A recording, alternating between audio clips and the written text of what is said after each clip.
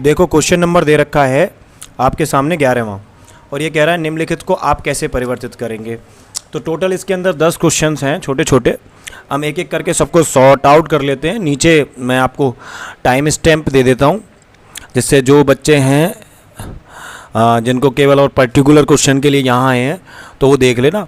साथ साथ में हम रिएक्शन मैकेनिज्म को भी डबल डिस्कस करेंगे जिन क्वेश्चंस में इंपॉर्टेंट होगा। तो बेटा जी अगर थोड़ा सा वीडियो लंबा हो सकता है क्योंकि अपन रिएक्शन मैकेनिज्म के ऊपर भी बात करेंगे, ठीक है। तो पहला दे रखा है इसने, एथेनॉल से ब्यूट 1 आयन कैसे बनाएं। देखो इसको बनाने के लिए आपको सबसे पहले अपने दिमाग में एक क्लियरिटी लानी पड़ेगी कि हम करना क्या चाह रहे हैं। तो सबसे पहले रिएक्शन को ऐसे लिखो और लिखने के बाद में सोचो कि वो चाहता क्या है। अब देखो यहाँ पर हमारे पास केवल और केवल 2 कार्बन है और यहाँ पर हमारे पास 4 कार्बन है, तो हमको 2 एक्स्ट्रा कार्बन्स की आवश्यकता होगी, 2 कार्बन्स की आवश्यकता होगी। तो एक तरीका तो ये है कि हम KCN लेकर आएँ और साइनाइड से इसको नाइट्राइल में बदलें और नाइट्राइल से फिर इसको बदलें और कार्बन की पहले चेन बढ़ाएं, ठीक है। और चेन बढ़ा करके नहीं फिर यहाँ पर अपन ट्रिपल बॉन्ड लेकर आने की कोशिश करें। तो ये जो रिएक्शन होगी वो लगभग 20 से 30 स्टेप्स में चली जाएगी। इतनी बड़ी रिएक्शंस को हमको नहीं लिखना, ठीक है ना। दूसरा तरीका क्या हो सकता है कि हम यहाँ क्या करें कि COH को उठाएं और यहाँ पर क्या लेकर आएँ, Cl लेकर आएँ, जो कि बहुत इजीली है। फिर अपन वोल्टेज रिएक्शन से इनको जोड़ें, यानी कि 2 मोल इसके लेकर के नहीं है, और हम सबसे पहले ये गेट करें और गेट करने के बाद में फिर यहाँ Cl लेकर आएँ, Cl के बाद में डबल बॉन्ड लाएँ, फिर डबल बॉन्ड से अपन इसको ट्रिपल बॉन्ड में ले जाएं। तो ये रिएक्शन है वो भी हमारी 8 से 10 स्टेप्स में हो जाएगी। तो क्या कोई ऐसा रास्ता भी बचता है जिसके द्वारा हम इस रिएक्शन को केवल और केवल 2 या 3 स्टेप्स में कर दें? और अगर अपन 2 या 3 स्टेप्स में इस रिएक्शन को करने में कामयाब हो जाते हैं तो ये तो हमारे लिए उपलब्धि होगी। तो देखो क्या वेज हो सकते हैं जिनके थ्रू अपन इस रिएक्शन को करेंगे। तो सबसे पहले तो मैं ये लिख देता हूँ कि हमारा उद्देश्य क्या है, क्योंकि उद्देश्य क्लियर होना ज़्यादा बेहतरीन बात है। CH3 CH2 C triple bond CH ये हमें बनाना है। तो देखो भाई सबसे पहले मैं यहाँ से OH को हटा दूँ, तो मैंने SOCl2 लिया है पिरीडीन की उपस्थिति में, जो क्या करेगा यहाँ से SO2 गैस को बाहर निकालेगा और HCl गैस को बाहर निकालेगा और हमको कोई भी यहाँ वेस्टेज उत्पाद नहीं मिलेगा और शुद्ध अवस्था में हमको CH3 CH2 Cl मिल जाएगी। अब CH3 CO2 CH2 Cl2, तो जो बच्चे 12th के हैं उनके लिए रिएक्शन लिखवाई थी सर ने 11th क्लास में, ठीक है, ये वाली।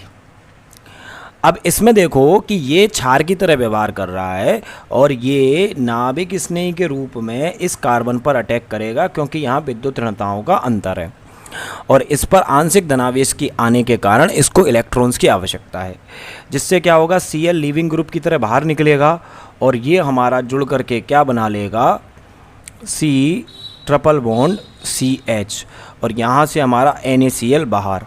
तो हमको इससे यही बनाना था जो कि हमारा डिजायर प्रोडक्ट था, ये हमारा बन करके तैयार हो चुका है। इजी रिएक्शन थी, बोलो।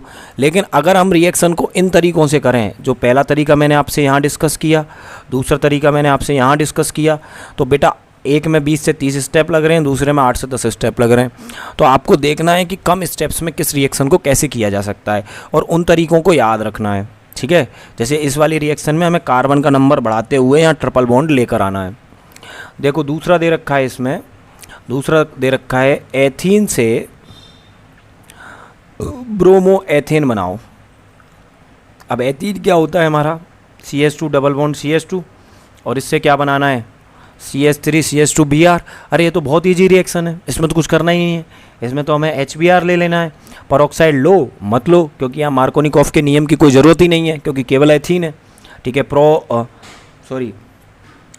3 कार्बन होते तो हमको शायद सोचना पड़ता, 4 कार्बन होते तो और सोचना पड़ता। तो HBr लेंगे और HBr लेने पर क्या बन जाएगा, H यहाँ जुड़ जाएगा परऑक्साइड की उपस्थिति में, और परऑक्साइड हमें पता है कि ये H और Br को मुक्त मूलक में तोड़ देगा। तो एक मुक्त मूलक यहाँ आ जाएगा, दूसरा मुक्त मूलक यहाँ आ जाएगा, पाई बॉन्ड टूटेगा और ये हमारा बन जाएगा CH3 CH2 Br। तो बेटा जी अगला रिएक्शन देखो, अगला रिएक्शन कह रहा है प्रोपीन से यानी कि ये दे रखा है हमको प्रोपीन, और इससे हमें बनाना है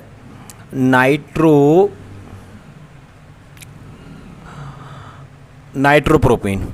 ठीक है, तो हमें करना क्या है, हमें सिंपली सबसे पहले इसको एल्किल हैलाइड में कन्वर्ट करना है।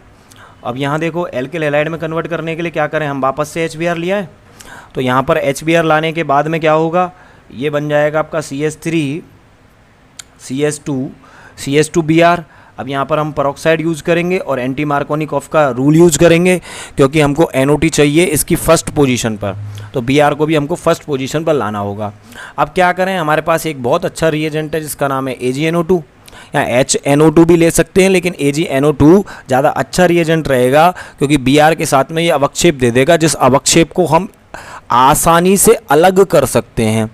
और जो AgBr बनेगा, अगर हम इसमें HNO2 यूज़ करें तो HBr घुल जाएगा रिएक्शन के अंदर, जिससे मल्टीपल प्रोडक्ट्स बन सकते हैं। तो AgNO2 अच्छा रिएजेंट रहेगा, Br को हटा देगा, NO2 माइनस के रूप में जाएगा, माइनस के रूप में जाकर के कार्बन पर अटैक करेगा, सिंपल रिएक्शन होगी जो आपने पढ़ रखी है, CH2NO2। तो लो साहब हमारा प्रोडक्ट बन गया। चौथा देखो, चौथा कह रहा है टोलुइन, ये हमारे पास टोलुइन है, और टोलुइन से भाई साहब बनवा रहे हैं बेंजिल एल्कोहल। लो साहब बेंजिल एल्कोहल ये हो गई हमारी CH2OH। अब हमको रिएक्शन यहाँ करवानी है, इस वाले ग्रुप पर रिएक्शन नहीं करवानी। तो इस वाले ग्रुप पर रिएक्शन ना करवाएं तो इसके लिए हमको मुक्त मूलक अभिक्रिया की आवश्यकता होगी। किसकी आवश्यकता होगी? मुक्त मूलक की, जिससे हमारा जो बेंजीन है या बेंजीन वलय है वह इसके साथ रिएक्ट ना कर पाए। लो साहब HNU लो और Cl2 डालो। Cl2 और HNU डालने पर फर्स्ट स्टेप में क्या होगा कि ये जो है वो हमारा CH2Cl में कन्वर्ट हो जाएगा और साथ में HCl उड़ जाएगा। अब इसमें क्या करें, हमें यहाँ लाना है इसको। लो साहब तो हम क्षार का इस्तेमाल करते हैं, सोडियम हाइड्रोक्साइड, और इसको अपन लेते हैं एल्कोहलिक। क्षार लेने से इसकी क्षारीयता में कमी आएगी, और कमी आने पर ये OH माइनस हमारा यहाँ से रिप्लेस कर देगा इसको CH3OH में, और यहाँ से NaCl बाहर हो जाएगा। तो लगभग 1-2 स्टेप्स के अंदर ये रिएक्शन कंप्लीट हो जाएगी, ज़्यादा कुछ खास रिएक्शन के अंदर था नहीं। देखो बेटा जी, पांचवा दे रखा है हमारे सामने, और ये दे रखा है CH3CH डबल बॉन्ड CH2 से हमको बनाना है CH3C ट्रिपल बॉन्ड CH, यानी कि प्रोपीन से प्रोपाइन बनाना है। तो हमको यहाँ पर क्या करना है, असंतृप्तता फैलानी है। अब असंतृप्तता फैलाने के लिए एक लुच्चे रिएक्शन है, लोच रिएक्शन बोलते हैं, जिसका अपन इस्तेमाल कर सकते हैं, लेकिन उस रिएक्शन में जाने से प्रोसेस थोड़ा सा डिफ़िकल्ट हो जाएगा और ज़्यादा पैसा खर्च होगा।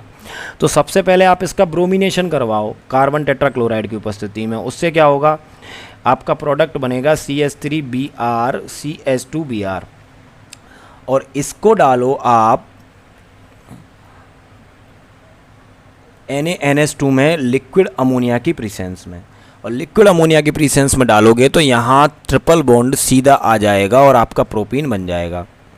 इसी के साथ में देखो छठवां क्या दे रखा है, छठवां दे रखा है आपका एथेनॉल से हमको बनाना है CH3CH2F। बोलो भाई, तो सिंपल रिएक्शन है। अब ये एक बात याद रखनी है कि फ्लोराइड यहाँ हम डायरेक्ट नहीं ला सकते, OH ज़्यादा क्षारीय है फ्लोरीन से, तो OH को हटाना इतना आसान काम नहीं है कि सीधा आपने HF लिया और HF हटा देगा OH को। तो सबसे पहले यहाँ पर डालो SOCl2 और इसको कन्वर्ट करो आप CH3CH2Cl में। अब इसके बाद में यहाँ करवाओ स्वाड रिएक्शन। तो स्वाड रिएक्शन में क्या होगा कि हम इस्तेमाल करेंगे स्वाड रिएक्शन में AgF इस्तेमाल करेंगे, तो यहाँ आयनों का विनिमय होगा और विनिमय होने पर हमारा ये प्रोडक्ट बन जाएगा। ठीक है जी। इसके बाद में देखो सातवां दे रखा है CH3Br, और CH3Br से हमको बनाना है ब्रोमोमेथेन से प्रोपेनोन। अब बेटा जी यहाँ 2-2 कार्बन लेकर आने हैं और 2-2 कार्बन से कीटोन बनाना है। तो सबसे पहले तो हमें कार्बन का नंबर बढ़ाना होगा, और कार्बन का नंबर बढ़ाने के लिए हमारे पास एक बहुत बेहतरीन विकल्प है KCN। अब KCN से क्या होगा, नाभिक स्नेही प्रतिस्थापन अभिक्रिया होगी और यह हमारा ट्रिपल बॉन्ड N में कन्वर्ट होगा। इसकी रिएक्शन में करवा रहा हूँ ग्रिन्यार अभिकर्मक से MgBr से। अब जब MgBr से करवाऊँगा तो क्या बनेगा, मेरा बनेगा CH3C CH3 double bond N MgBr, और इसको डालते हैं हम पानी में। किस में डालते हैं, इसका इस पानी वाले प्रोसेस को बोलते हैं वर्कअप। अब ये तो सबको पता ही है कि ये माइनस के रूप में टूटेगा, ये प्लस के रूप में टूटेगा। तो नाइट्रोजन के पास लोन पेयर है, लोन पेयर इसको सरका लेंगे, तो लोन पेयर MgBr की तरफ चला जाएगा और ये हमारा कार्बन की तरफ चला जाएगा।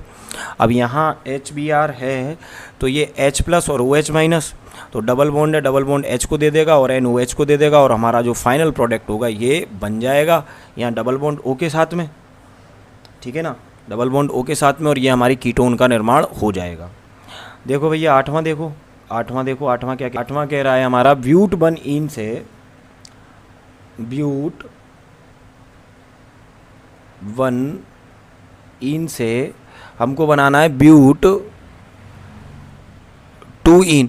अरे बड़ा सिंपल रिएक्शन है, क्या करें, HBr डालो, HBr डाल करके नहीं क्या मार्कोनिकॉफ का नियम लगेगा, जहाँ हाइड्रोजन ज़्यादा वहाँ हाइड्रोजन आ जाएगा।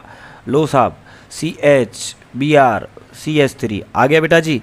अब क्या करें अपन, अब इस Br को उड़ा दें यहाँ से, तो क्या डाल दें, KOH डाल दो, एल्कोहलिक, एक H यहाँ से गायब और एक H यहाँ से गायब, तो क्या प्रोडक्ट बना, CH3, 1 सेकेंड, ये प्रोडक्ट बना हमारे पास CH3 CH double bond CH CH3, यही हमारा आंसर हो गया, ठीक है जी, यही हमारा क्या हो गया आंसर। अगला क्या कह रहा है, 90 में कह रहा है कि भाई साहब 1 क्लोरोब्यूटेन से, और आप क्या बनाओ, आप बनाओ भाई साहब N ऑक्टेन, यानी कि 8 कार्बन, 2 3 4 5 6 7 और 1 8 N ऑक्टेन।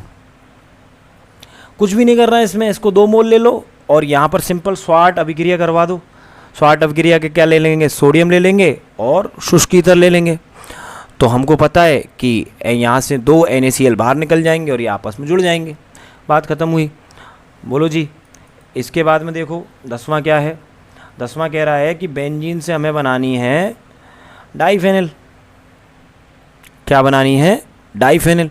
अरे ये तो बहुत इजी रिएक्शन है, लो साहब इसको Br2 के साथ रिएक्शन करवाओ, Fe चून डालो इसको और अंधेरे में रिएक्ट करवाओ।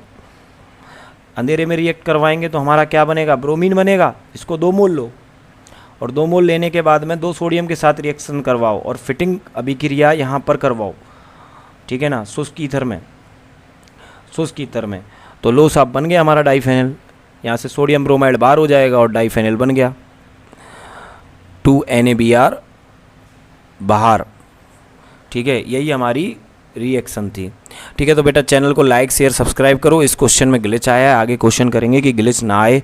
ठीक है जी, मिलते हैं आप।